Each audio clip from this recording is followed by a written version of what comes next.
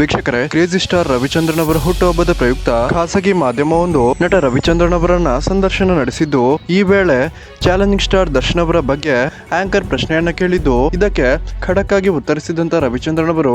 ಏನ್ ಹೇಳಿದ್ದಾರೆ ಅನ್ನೋದನ್ನ ಈ ಒಂದು ವಿಡಿಯೋದಲ್ಲಿ ಸಂಪೂರ್ಣವಾಗಿ ನೋಡ್ಕೊಂಡು ಬರೋಣ. ಅದಕ್ಕಿಂತ ಮುಂಚೆ ವೀಕ್ಷಕರೇ, ನೀವು ಸಹ ನಟ ಡಿ ಬಾಸ್ ದರ್ಶನ್ ಅವರ ಅಭಿಮಾನಿಯಾಗಿದ್ದಲ್ಲಿ ದಯವಿಟ್ಟು ಈ ವಿಡಿಯೋಗೊಂದು ಲೈಕ್ ಮಾಡಿ ಮತ್ತು ಜೈ ಡಿ ಬಾಸ್ ಅಂತ ಕಮೆಂಟ್ ಮಾಡಿ ತಿಳಿಸಿ.